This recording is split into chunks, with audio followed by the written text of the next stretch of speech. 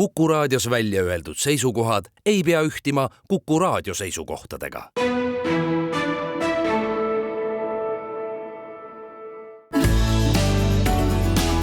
Keskpäevatund.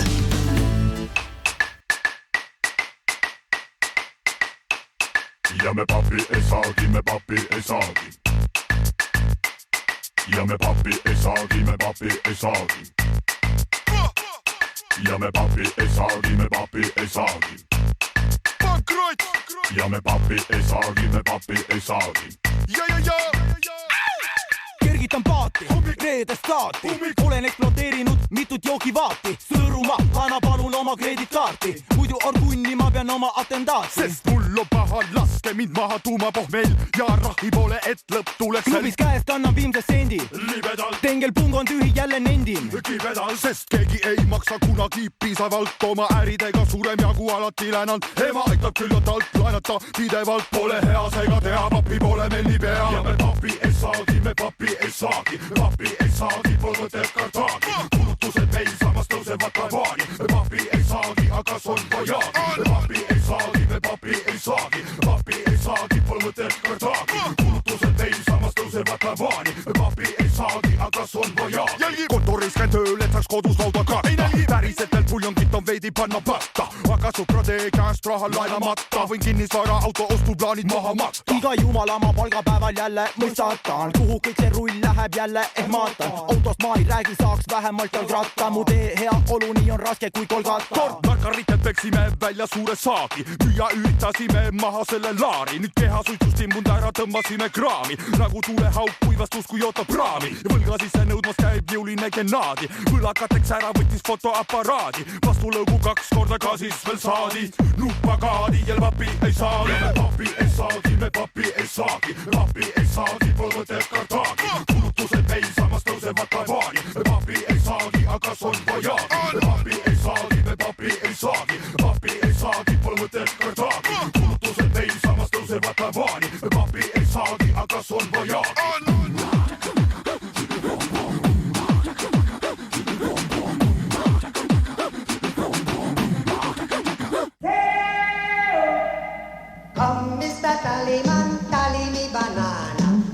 Uudiseid koduvabariigist. Tere, siin Keskpäevatund ja Kuku Raadio, Tallinna otsestuudios Ainar Ruussaar, Marek Strandberg ja Priit Hõbemägi. Ja kuulsime Genkat ja tema sõpru laulmas sellest, et pappi ei saagi ja selle teema juurde me kohe ka tuleme, aga see, et me üldse praegu saame siin Kuku Raadio stuudios mõnusalt rääkida, näitab eeskätt seda, et Eesti elektrivõrgu lahti ühendamine Venemaa elektrivõrgust on läinud edukalt ja kõik see, mida me oleme oodanud, mõned inimesed pikisilmi, mõned inimesed kahtlusega, aga palju on olnud ka neid, kes ütlevad, et äkki läheb pimedaks, meid hoiatati ka selle eest, et igaks juhuks tuleb taskulambid ja akupatareid täis laadida, aga kõik läks kenasti. Tänase päeva oleme siis Balti Energia saares ja pühapäeval ühendume juba Euroopa elektrivõrkudega. Kenasti läks ka Lätis, Leedus ja Poolas. Just, nii et selle asjaga on kõik korras, kõik tublid mehed, kes sellega on tegelenud, tervitame, kes seda tegid ja mina tervitaksin omalt poolt Hannes Konti, kes desünkroniseerimisega väga tihedalt seotud oli, see on kogu Eestile väga oluline asi. Aga läheme nüüd selle teema juurde, millest me selle papi saamise või mitte saamise loos, millele me selle lauluga vihjasime. Selle nädala kõige suurem uudis oli see, et digi- ja justiitsminister Liisa Pakosta laskis oma ministeeriumil välja saata terve hulga pressiteateid. Sisu oli üks, aga erinevates kanalites, mis rääkisid seda, et üle on antud ligi 4 miljonit sõna. Miljardit. 4 miljardit sõna eesti keele korpus sellisele ettevõttele nagu Meta ja kes ei tea, mis asi see Meta on, siis ütleme ausalt, et see on Facebooki emaettevõte. Meta nimetus võeti kasutusele pärast seda, kui Facebook sattus sellise üldise pahameele alla, sellepärast, et seal liikus igasugust kummalist sisu ja siis nad otsustasid, et teevad sellise kavala trikki, võtavad endale nimeks Meta ja siis Facebookiga neid ei seota. Igal juhul vaatame seda, mis on siis toimunud.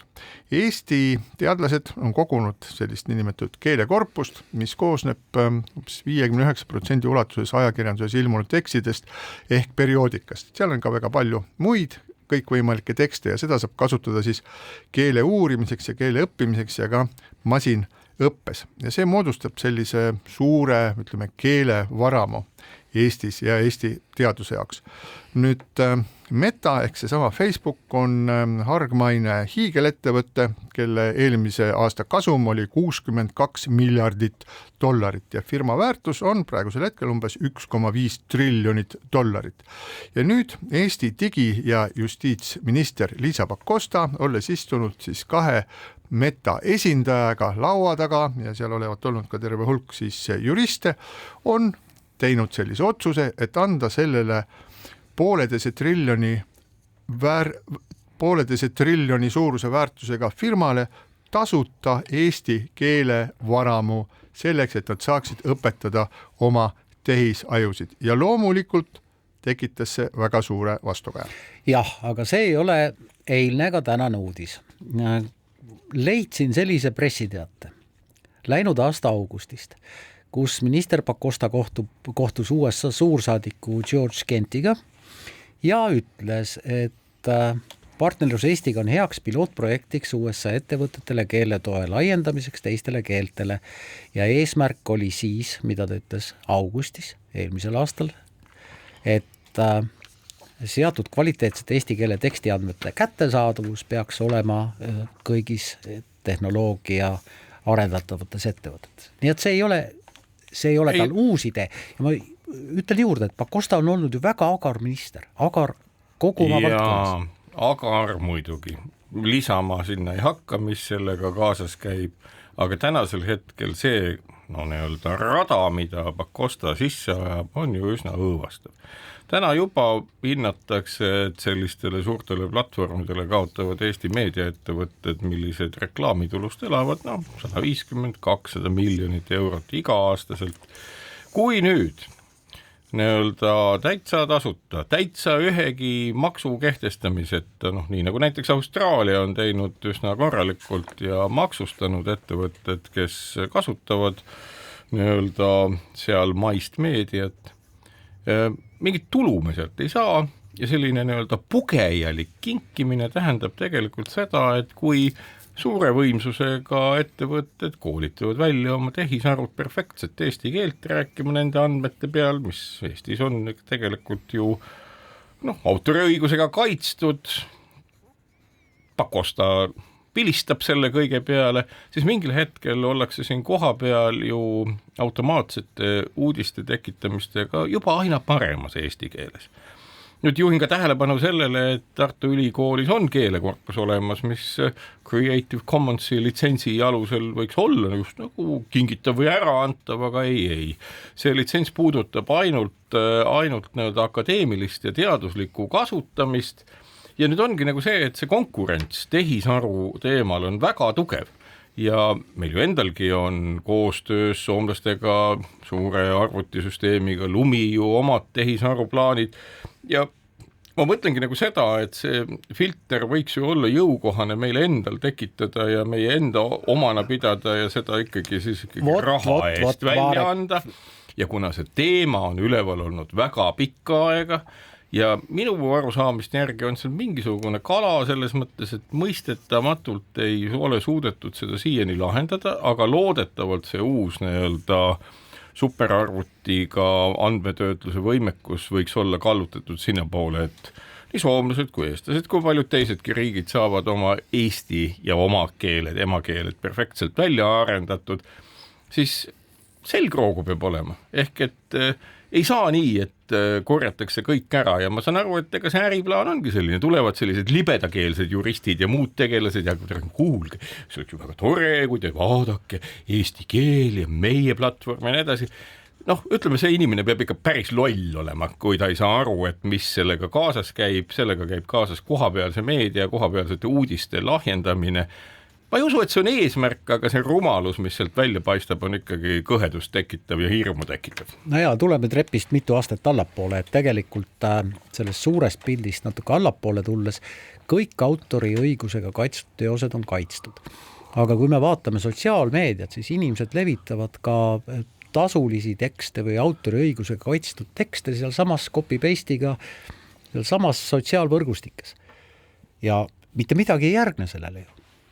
No nüüd on ka ju Meta lõpetanud faktikontrolli ehk et iseenesest on ju meie jutumärkides partner, kes on ära lummanud meie ministri, kes on üldse lihtsalt lummatav, saan ma aru, kõikvõimalikest blingidest ja sädelustest ja rahvusvahelisusest ja millest iganes, mis on kahjuks nii-öelda paljude meie ametnike nõrkuseks osutunud ja kõrgete riigiametnike ja juhtide.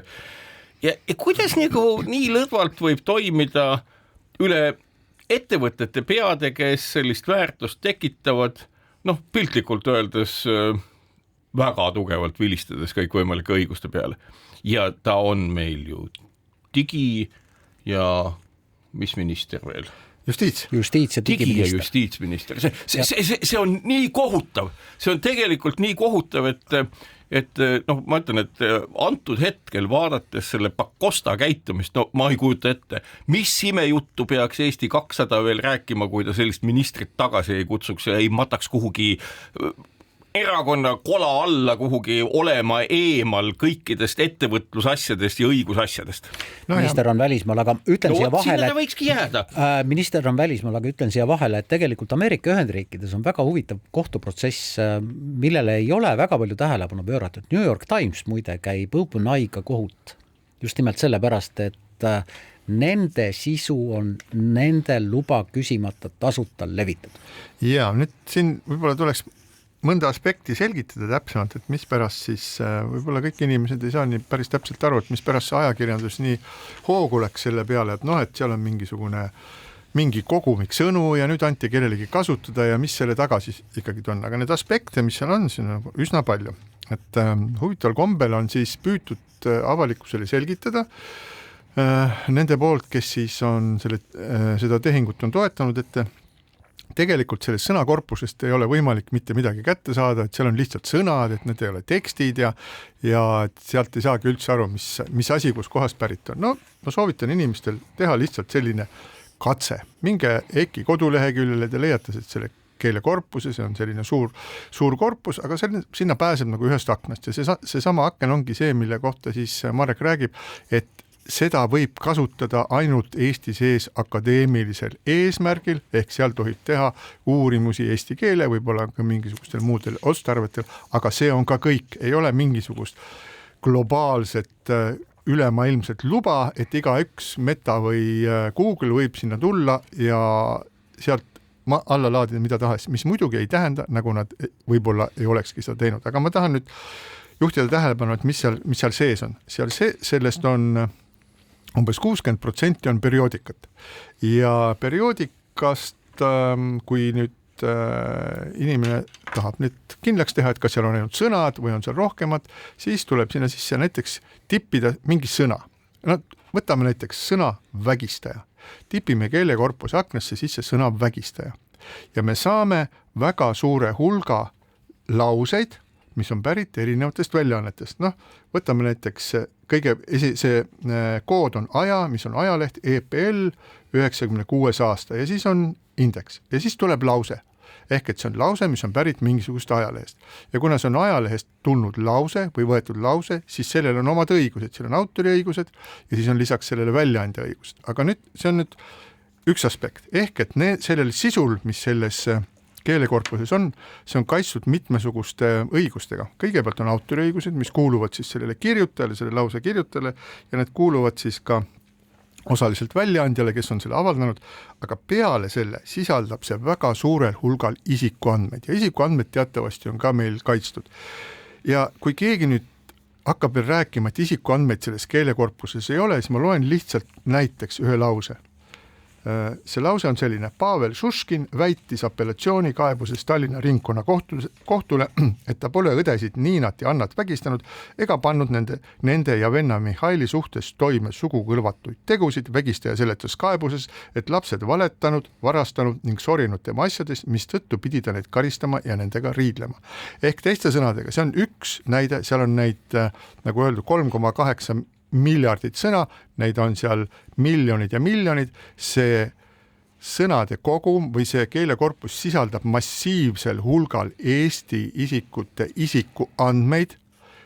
Ja kui ma tõesti püüan endale ette kujutada, et justiits- ja digiminister Liisa Pakosta on istunud laua taha ja öelnud siis Facebooki esindajale, meil on siin üks selline kogu ligi 4 miljardit sõna, et vaadake, et kas te tahaksite seda võtta ja kasutada eesti keele paremaks treenimiseks teie keelemudelites ja annab nii-öelda mõlema käega ära nii autoriõiguste kui isikuandmete kaitsega kaetud massiivse andmekogu, siis ma tõesti ei saa aru, et mis meil nagu toimub.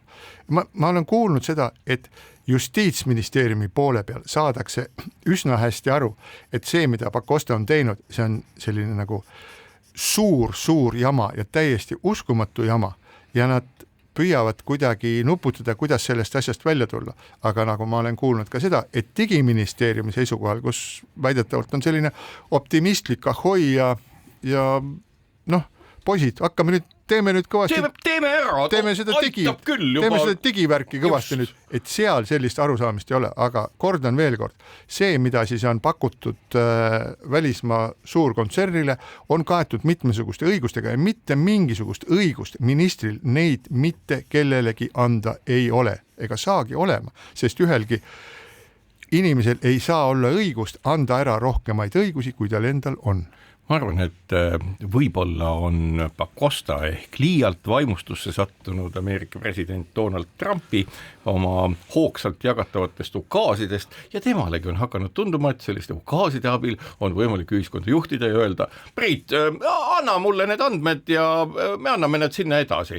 Et ma usun, et mingisugune samasugune, ütleme nagu nihestus võib olla tekkinud. Siin tuleb veel natukene selgitada seda, et selles Pakosta esinemestis on olnud üks selline kummaline sõnaühend nagu vana sisu. Ta on öelnud avalikult ka välja seda, et nii Eesti Rahvusringhääling peaks andma oma siis sisu kasutada, muuhulgas siis hargmaistele kontsernidele, muuhulgas ka Rahvusringhäälingu sisu on samuti kaetud autoriõiguste ja isikuandmete kaitsega ja peale selle on ta siis öelnud, Liisa Pakosta on öelnud, et ka erameedia peaks andma oma vana sisu kasutada. No mis saab? See mingisugune... Lugupeetud Liisa Pakosta, et pöördun pidulikult, kuigi oleme isiklikult tuttavad. See jutt on täielik jama. Mingisugust vana sisu ei ole olemas. Ma püüan selgitada siis lihtsate sõnadega, mis see on. Et kui praegu on suuri keelemudeleid maailmas umbes 10 tükki, siis tehnoloogia arenedes ja ka selle DeepSeeki kiire arengu valguses on need varsti 100 000, aga võib-olla ka miljoneid. Ja neid kõiki saab treenida ainult usaldusväärse ja faktikontrollitud sisu põhjal. Selline usaldusväärne ja faktikontrollitud sisu paikneb suurte usaldusväärsete meediamajade arhiivides. See ongi see, mida Liisa Pakosta nii sinisilmselt nimetab vanaks sisuks. See on see, millele toetudes on võimalik uusi suuri keelemudeleid treenida. Ja see on kaetud mitmesuguste õigustega, selle loomiseks on väljaanded kulutanud aastakümned, võib-olla mõned isegi aastasadu ressursse ja see ei ole midagi sellist, mis on vana sisu, mida võiks või peaks ära andma. Just, kuidas oleks Pakostale lihtne seda seletada, võib-olla läbi konjaki nähtuse, et ka see jook ju, mida kauem seisab, seda paremaks läheb, seda paremini laagerdub ja informatsiooniga on sama asi, et see informatsioongi olemata siis nii-öelda vana ja uus eristamatult on tegelikult see, mida pikemalt aegridu on keeles tekstidena, seda väärtuslikumad nad on. Mina olen kindel, et Justiits- ja Digiministeeriumis oli päris palju inimesi, kes ka ministrile ütlesid, et oot, et siin on probleemseid asju, probleemseid kohti. Ma ei tea, kas kantsler Tõnis Saare ametist vabastamine on sellega kuidagi seotud või mitte. Kantsler Tõnis Saar on olnud Noh, riigimehelikult väga tagasihoidlik, kui jah, tema koostööministriga ei klappinud või minister ütles õigemini, et tema koostöökantsleriga ei klappinud ja seetõttu kantsler lahkub, siis nii see jäi, aga võib-olla me võime oletada, me ei saa mitte midagi no aga las kantsler siis räägib, et ega mis kasu on ühiskonnast, kus salatsetakse ja peetakse mingit kombetalitust, millel ei ole mingit sisu, et kui tõepoolest see nii on olnud, siis ju kantsler võiks suu lahti teha ja öelda jah, ma püüdsin Pakostale selgeks teha, et selline käsitlus informatsioonist on kohatu ja tema ütles mulle, et tõmba uttu, et meil on aeg jõuda lõpuks sinnamaani, et inimesed ütlevad, mismoodi asjad on, sellepärast, et usaldamatus ühiskonnas on muutunud niivõrd suureks, et kui keegi mitte midagi ei räägi, ka olemuslikke asju, siis ühiskond ongi umbusklik iga naabri ja kõikide riigi võimu esindajate suhtes. Nii Priit kui sina teate väga hästi, et on olemas mingisugused poolte kokkulepped ja kui poolte kokkuleppe sätestab seda, et me ei räägi sellest, siis tuleb sõna pidada. No jah, küll lõpuks see välja tuleb.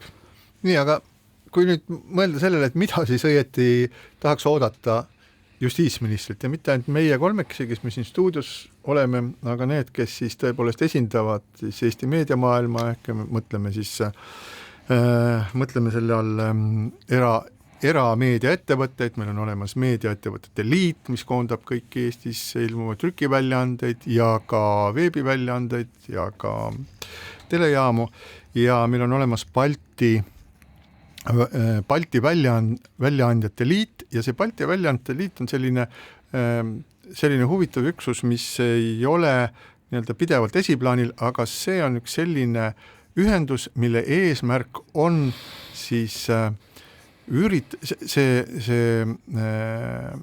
asi üritab siis suurtelt platvormidelt kätte saada õiglast raha, mis kuuluvad siis Balti meediaettevõtetele. Ehk see on selline ühendus, mis suhtleb Google'iga, mis suhtleb sellesama Metaga ja mis suhtleb teiste suurte platvormidega, kes siis on kasutanud või kasutavad seda võimalust, et kuna Balti riikides ei ole selget regulatsiooni, kuidas panna suured platvormid maksma makse selle reklaamiraha eest, mille nad siit turult ära viivad, siis just nimelt see Balti väljaandjate see ühing püüab sellega tegelema hakata ja kui me nüüd vaatame seda, kuidas siin juba kõlas see lause, et umbes 200 miljonit eurot viib tõenäoliselt ainult Facebook ära Eesti reklaamiturult aastas ja nagu siin enne ma ütlesin, et ja aasta kasum on 62 miljardit ja sellest moodustabki reklaamitulu 98%. Ja makse Balti riikidele sellest ja mitte mingeid makse, aga räägime ainult nagu Eestist, et Eestisse Facebook mitte mingisuguseid makse ei maksa. Nad viivad siit ära 200 miljonit ja mitte mingisuguseid makse ei maksa. Tänase päevani ei ole tehtud valitsuse ühegi ministeeriumi poolt mitte mingisuguseid minule teada olevaid tõsiseid ettevõtmisi selleks, et panna siin tegutsev hiigelfirma neid makse maksma. Aga selle asemel, nagu me näeme, pakutakse talle veel tasuta nii-öelda tasuta vara ja see meenutab kõik seda, kuidas Manhattanit vahetati, ma ei tea, paari opossumi naha või vabandust, rebase naha ja peotäie klaaspärlite vastu. Et see on selline kummaline business ja peale selle kaks sellist huvitavat teooriat, mis ringlevad, ma ei oska öelda, kui täpselt need on. Üks on see, et Meta on juba kõik ära kraapinud, mis on vähegi kraapida ja soovib nüüd tagant järgi seda seadustada, kartes, et mingisugune jama lõpuks sellest ikka tuleb. Ja teine küsimus on siis see, et arvatakse, et Meta ehk Facebook üritab ühes väga väikeses kohas nagu Eesti saavutada selliseid positiivseid kokkuleppeid, kasutades oma nagu turujõudu ära. Ja kui ta on need saavutanud, siis on lihtsam minna teiste selliste väiksemate riikide juurde, et kuulge, aga need eestlastega oli meil väga okei, et nad andsid meile kõik need asjad ühesõnaga, nüüd me talitame, et kuulge, aga miks teie ei võiks ka teha. Ja see ongi see kõige suurem probleem, et selle asemel, et aidata siis Eesti ajakirjandust, mille eesmärk on Eesti kodanikke informeerida, aidata neil teha õigeid otsuseid keerulistes olukordades ja selleks on vaja majanduslikult edukalt tegutseda. Selle asemel riigivõim praegusel hetkel digi- ja justiitsministri isikus vastupidi tõmbab vaipa alt ära ja teeb eeliseid hoopis sellistele hiiglaslikele kontsernidele, millele Eesti mitte midagi ei tähenda. Ma arvan, et sama proovib Meta teha Bruneis ja Bahreinis ja väga paljudes teistes riikides. Meie ootame siis Pakosta lahkumisavaldust järgmisel nädalal ja mingit selgitust, et mis siis edaspidi saama hakkab. Jah, ma arvan, et see asi lihtsalt niisama ei jää. Ja siinkohal väike paus. Keskpäevatund. Keskpäevatund jätkab. Kuku raadio otsestuudios Ainar Ruussaar, Marek Strandberg ja Priit Hõbemägi. Me räägime natukene Keskerakonnast, sellest kummalisest moodustisest, mis läbi aegade on pakkunud meile nii palju meelelahutust ja meelehärmi. Keskerakonnaga on nüüd juhtunud taas nii, et Riigikohus on tunnistanud Keskerakonna taaskord kriminaalseks erakonnaks, nii nagu Marek armastab meil öelda. Nad on süüdi kriminaalkuriteos ja selles kuriteos osalised olnud ettevõtja Hillar Teder, Porto Franco arendaja ja Keskerakonna toonane peasekretär Mihhail Korb on siis samuti saanud tingimisi vanglakaristused. Keskerakond sai trahvi selle Riigikohtu otsusega, mille suurus on 750 000 eurot ja sellele lisandus siis veel 250 000 eurot trahvi. Miljon. Jah, mille nad olid varem nii-öelda tingimisi saanud ja kui keegi veel ei mäleta, millest see asi siis üldse algas, siis asi oli selles, et Hillar Teder, kes hakkas siis Tallinnas admiraliteedi basseini äärde ehitama suurejoonelist ja praegu pooleldi tondilossina tühjana seisvat Porto Franco kvartalit, üritas endale välja kaubelda Tallinna linnavalitsusest paremaid tingimusi teeservituudi saamiseks, mis tähendab seda, et siis tema ettevõtte transport oleks saanud seda teed kasutada odavamalt, kui linn oli määranud ja ettevõtja Hillar Teder suhtles selleks siis Keskerakonna peasekretäriga. Peasekretärid tavaliselt erakondades siis on need mehed, kes raha koguvad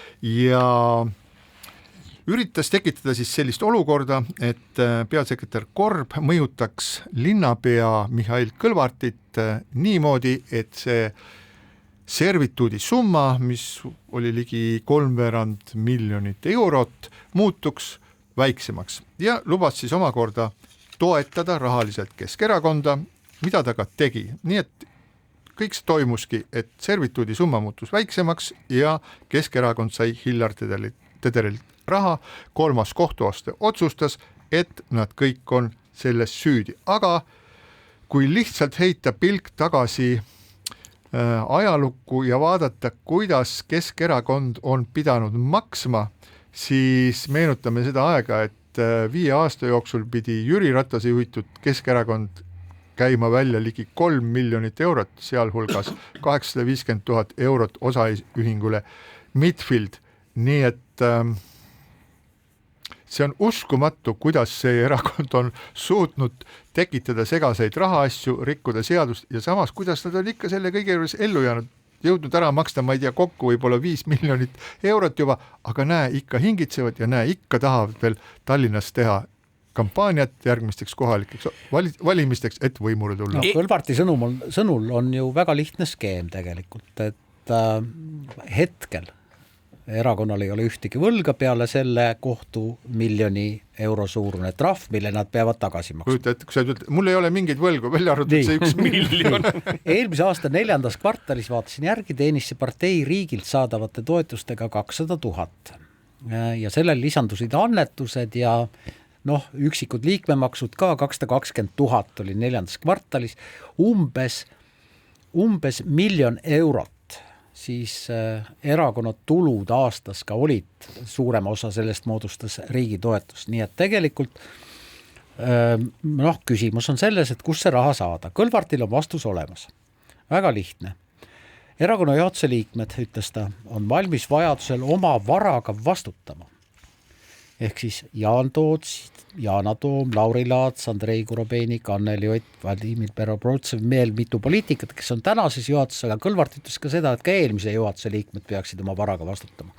No jah, eks nad ju teavad, kui palju neil vara on poliitilisest tegevusest kogunenud. Jüri Ratas peaks siis ju tegelikult oma varaga vastutama. Oi, kui väga huvitav ja sellest saab väga palju kirjutada. Huvitav asi on see, et kui eelmisel aastal see asi päevakorda tuli, siin ka arutasime, siis ma lubasin teile siin kolleegid, et ma panen üles sellesse rahvahääletust või mis iganes algatust võimaldavasse portaali ettepaneku, et kriminaalkorras karistatud erakonnad võiks likvideerida ja neil võiks kaduda igasugune õigus valimistel osaleda.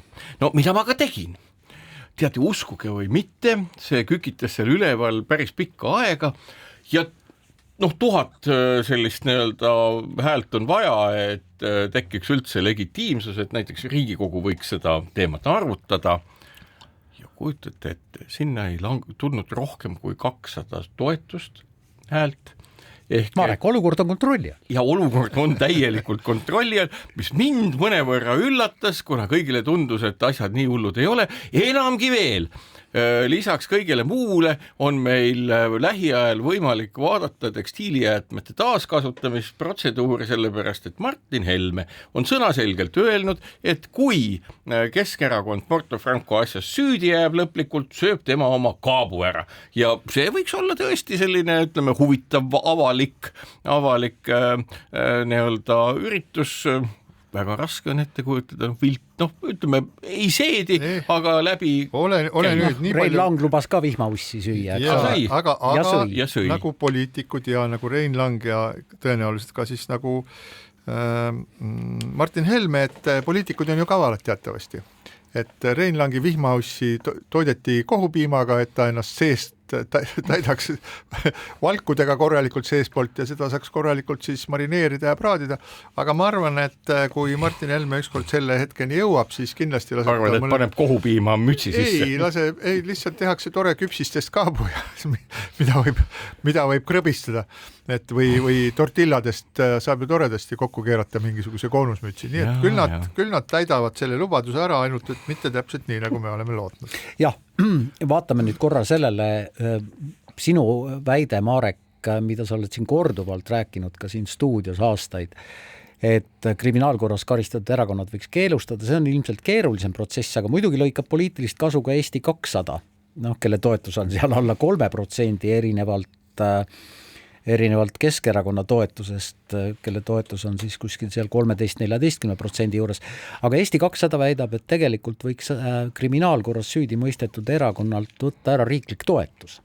No Eesti 200 palju jõudu, aga andke see seaduseelnõu siis menetlusse. Ja selles mõttes ongi ju, et ega hirm on seotud millega, et ma lõpuks sain ka aru, mis on või mis toidab seda hirmu, et kui me nüüd Keskerakonnaga teeme sellise karmi asja, küll Eesti suurim erakond, küll meie nii-öelda tugev konkurent ja võiks talle igatemoodi käru keerata, sealt joonistub välja ikkagi see sama hirm, et aga kui meil äkki endal tuleb ka mingisugune niisugune asi, kus me peame nagu selleks, et erakond raha saaks, mingit niisugust natuke hämarat asja ajama, siis ju võib prokuratuur ka meie vastu midagi algatada ja vaat see asi hoiabki ühiskonnas nii-öelda seda, et okei, et las nad siis seal kannatavad ja las neilt nagu ära süüakse, aga seadust üldiselt muutma ei tõtata sellisel moel, et põhiseaduse arutelu on taas ees, et ma olen ka korduvalt öelnud, et põhiseaduses võiks siis lisalt,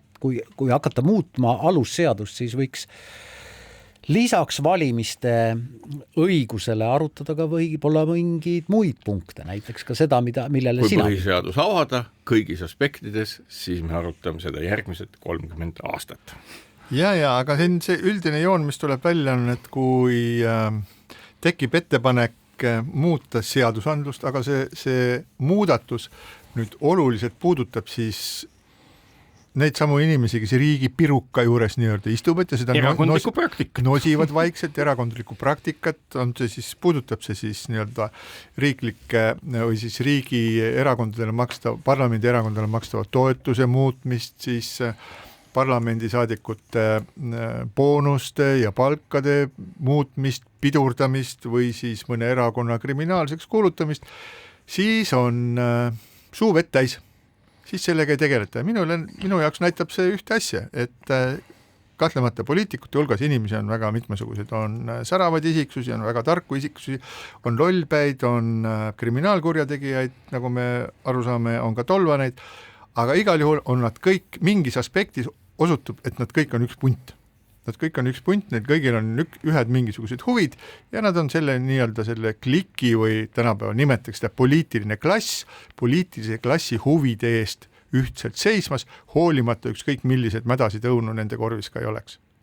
Nii et jah, selles mõttes nii-öelda see on tõesti habras tee ja eks ju ka Keskerakond saab aru, et see on nende nagu viimane pääsetee ehk et loota selle peale, et väga karmiks ei minda, kuigi ma ütlen veel kord, ülejäänud erakondadel on olnud aastaid, nähes oma kolleegide kohtus kinnitatud kriminaalset käitumist ja kuritegelik organisatsioon, võin seda siinkohal välja öelda, on organisatsioon, mis teostab kuritegusid, paneb neid korda ja saab selle eest karistatud ja nad on tolereerinud selle edasi eksisteerimist meie poliitilises kultuuris, ehk kui küsida, kes tegi, siis vastus on lihtne, ise tegi.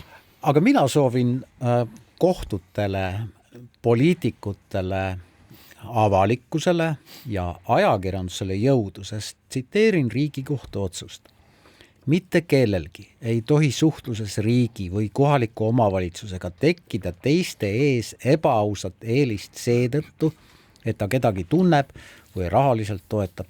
Väikeses Eestis erakordselt oluline, erakordselt keeruline, jõudu kõigile meile ja kõigile teile, kes te otsustate seda ellu viia. Nojah, aga see ju ongi asja olemus, see on ju õigusriigi olemus, see on see, mida me oleme pidanud ja kõnelenud väga olulisena ja kõiki neid nii-öelda õigusriigi aluseid ühel või teisel moel on praktiliselt kõik erakonnad ühel või teisel viisil kuidagi moodi, kes täna võimul ju nihestanud ja muutnud ja püüdnud sellest üle ja ümbert vaadata, nii et ega see on ka põhjus, miks me adume nagu seda, et mitte kellegi vastu justkui usaldust ei ole, et olgu see mingite tuuleparkide püstitamine, kus kõik vaatavad alt kulmu kahtlustavalt küll omavalitsuste, küll arendajate, küll kelle iganes peale, ehk meie ühiskond rabedalt laguneb meie enda silme all just nimelt usaldamatuse tõttu.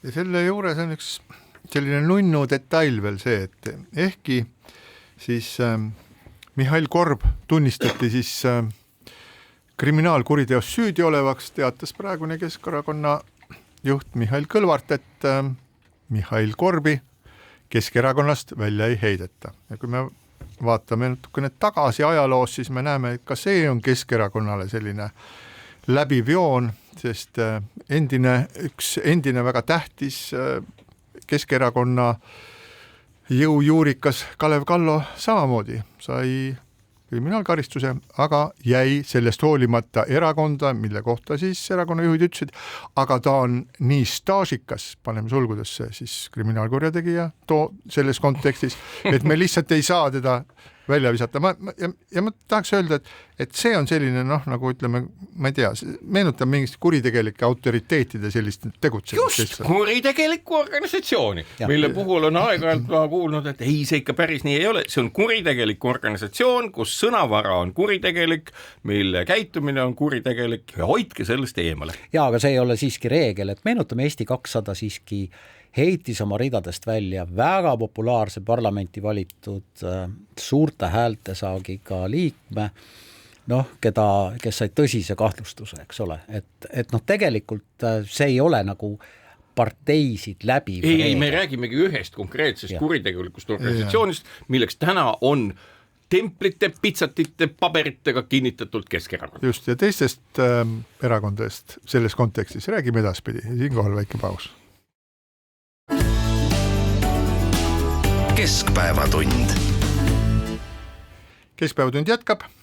Kuku Raadio Tallinna otsestuudios Ainar Ruussaar, Marek Strandberg ja Priit Hõbemägi ja räägime Riigikontrolli auditist, mille Riigikontroll tegi hooldekodude reformi kohta ehk siis hooldereformi kohta ja Riigikontrolli audit näitab see, et Riigikontrolli audit on põrmustav ja nii nagu auditis on kirjutatud, hooldereformi esimesed 1,5 aastat on näidanud, et reformi tulemusel saadud rahastusmudeliga on keeruline saavutada pikaajaliselt nii avaliku raha tõhusat kasutust kui ka reformi eesmärke. Ja Riigikontroll märgib siis ära, et ei suudetud prognoosida, siis riik ei suutnud prognoosida teenuse hinna kasvu, prognoositi, et asi läheb kallimaks 3%, tegelikult läks juurde 15%, selle raha ulatuses kohalikud omavalitsused raha juurde ei saanud, hooldekodudes iga kolmas inimene ei saa oma pensioni ja kohaliku omavalitsuse poolt antud raha eest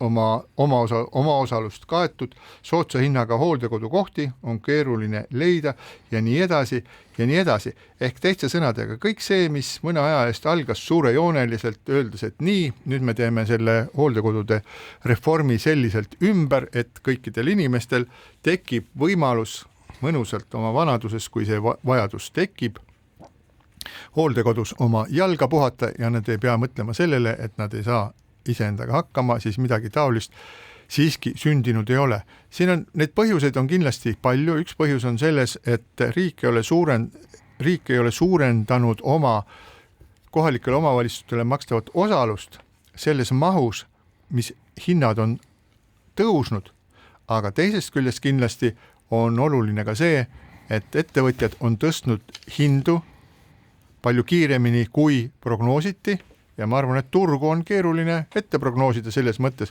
aga oleks võib-olla lihtsameelne arvata, et kui ettevõtjatel, kes hooldekodusid ja hooldekodude kette peavad, tekib võimalus hinda tõsta, et nad niis seda ei teeks. Kindlasti nad seda teevad. Ja muidugi teevad. Seda enam, et täna on nõudlus suurem kui pakkumine ja see ei mõjuta kuidagi hinda allapoole. Piirkonniti on see muidugi erinev, aga Tallinnas ja Harjumaal on konkurents palju tihem kui Põlvamaal näiteks, aga jah, kuidas on võimalik, et nii palju mööda prognoosida ühe suure reformi puhul, prognoosida kallinemist 3% aastas, kui tegelikult hinnatõusud ulatusid isegi kuni mitte 15%, vaid kuni 40%. Ja see on ikkagi väga suur hinnatõus. Ja tõepoolest, kui kohti ei jagu igal pool, siis ongi võimalik hinda tõsta. Küsimus on, mis saab nüüd edasi? Selles mõttes, et Sotsiaalministeerium läks selle hinnakasvu prognoosidega kõvasti ikkagi alt ja avaliku sektori kulude juhtimise seisukohast on see minu meelest ikkagi väga, väga muret tekitav, et kuidas me saame erinevates valdkondades neid hinnatõuse prognoosida, kui me nii mööda panen. No väga lihtne on ju vaadata asjadele otsa ja aru saada sellest, et Sotsiaalministeerium osutus olema selle nii-öelda hooldekodu või hooldusreformi osas tegelikult lihtsalt ettevõtjate, kes oma hooldekodusid peavad, nende nii-öelda suhtekorralduse lõa otsas olevaks ja enda mõtlemist polnud karvavõrdki. No maailmas on teada, et iseenesest ju inimese jaoks kõige parem ja tegelikult ka lõppkokkuvõttes kõige odavam on see, kõigi jaoks, ühiskonna jaoks tervikuna, kui inimene saab võimalikult pikka aega olla oma kodus ja seal toime tulla. Ja ka koduhooldust. Ja koduhooldusega, kas siis välise abiga või kuidas iganes.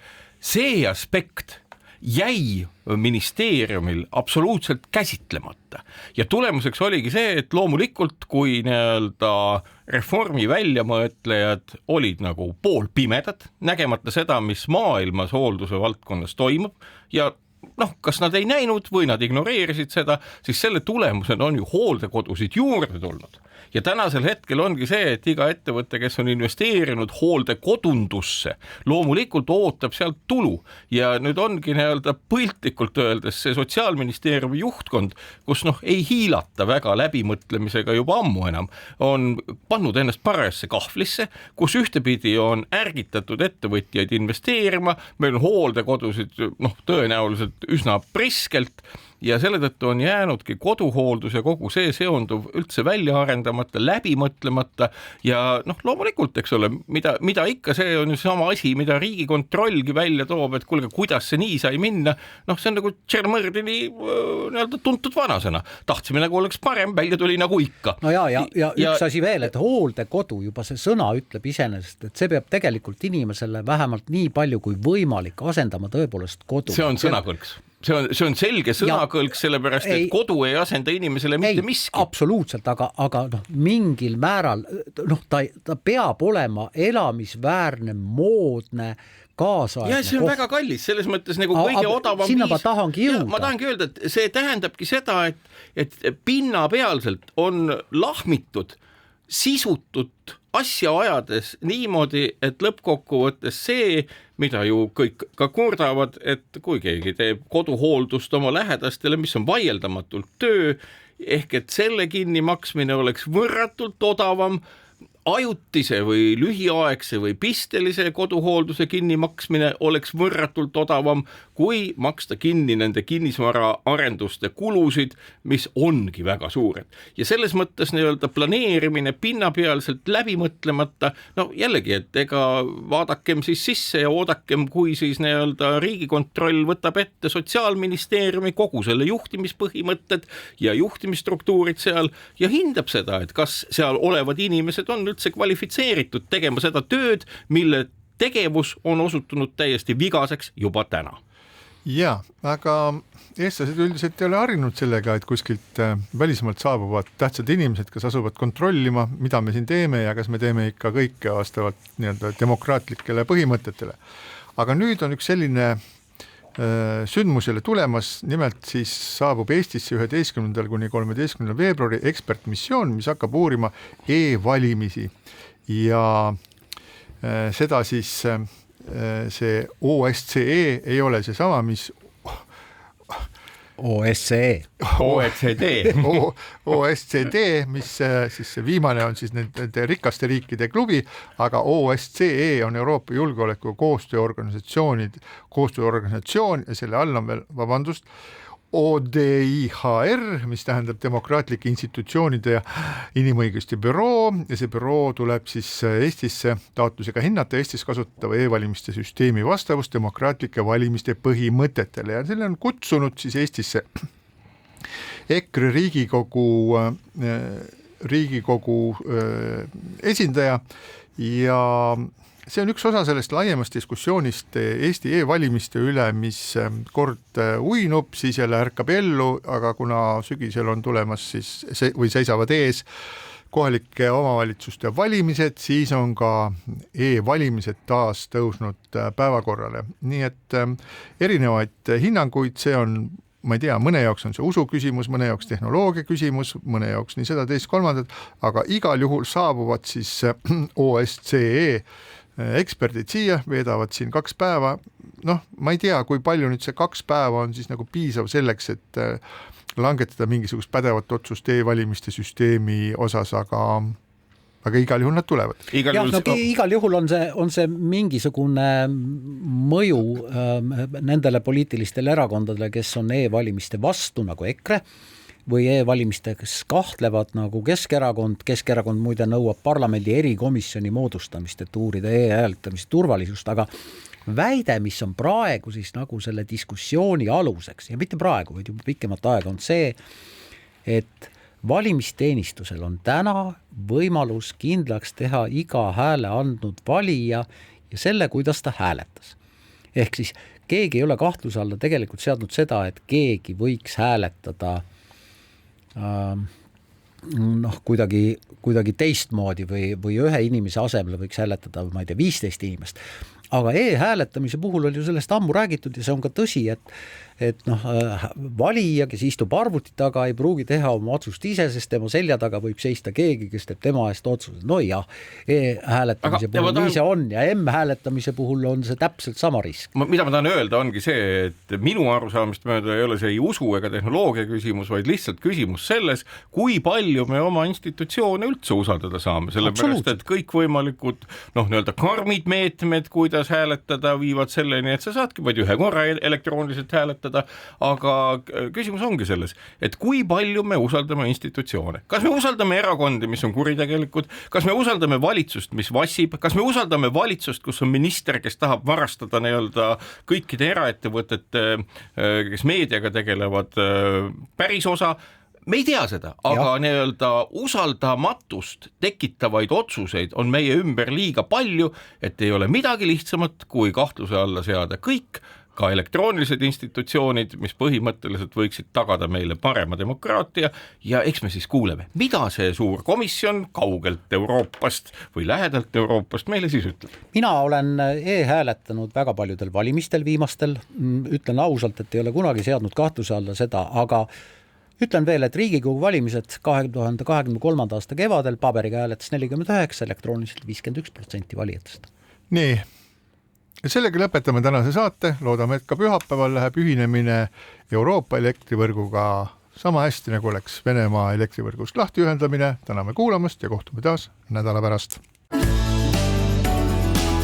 Keskpäevatund.